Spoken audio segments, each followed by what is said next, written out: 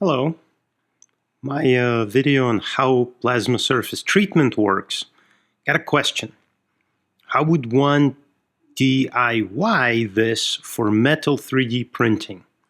So let's chat about it. Plasma surface treatment for metal 3D printing. Hello, my name is Greg Friedman. Welcome to the channel. Here I chat about plasmas and related subjects.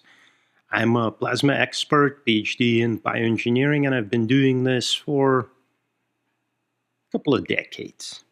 Anyway, so how would you do it yourself, plasma surface treatment for metal 3D printing?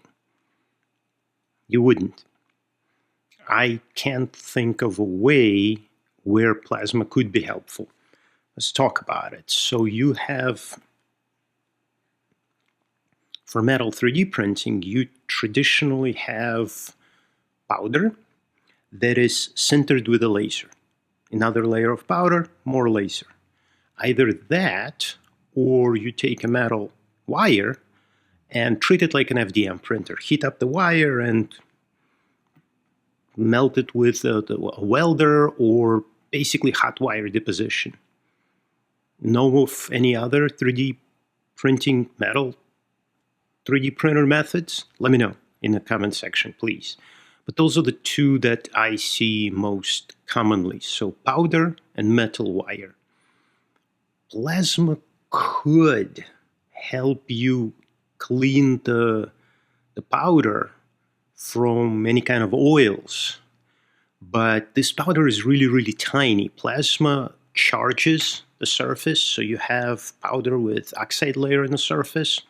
Plasma would charge it and basically disturb it. So plasma would not be very useful there.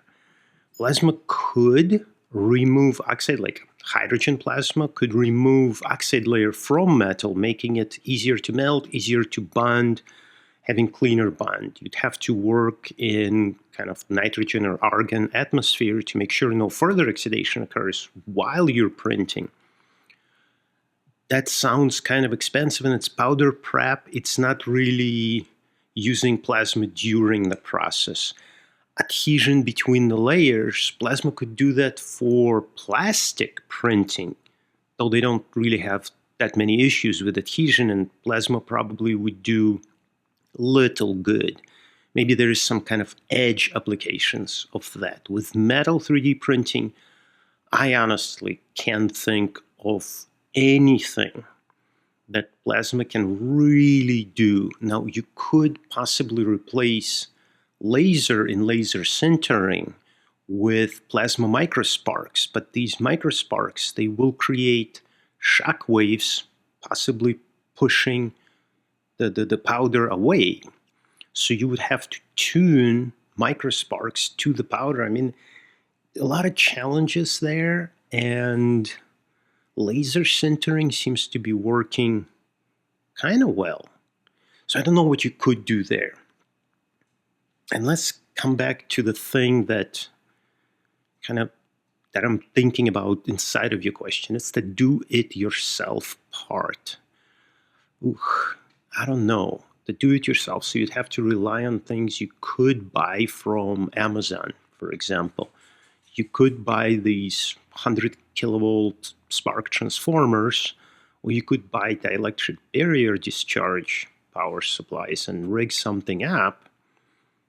But you're working with high voltages. Your surface, one of your surfaces is conductive, which is the metal part that you're 3D printing. So I have no idea, to be honest. And I did think a lot about 3D printing in general. Funny story, when I was doing my master's, there was a young lady just literally bench next to mine, and she had this huge optical table bench, and she was setting up this gigantic robotic thing for 3D printing.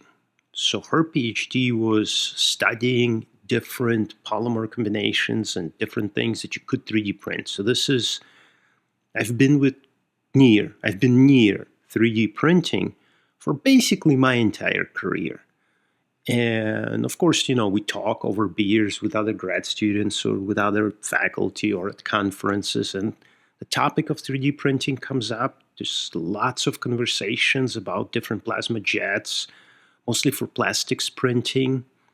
It's very challenging, and I honestly can't see where you could do it. But if you could ask me a more specific question, like if you have an idea, post it down in the comments, and I'll tell you what I think about feasibility of that idea.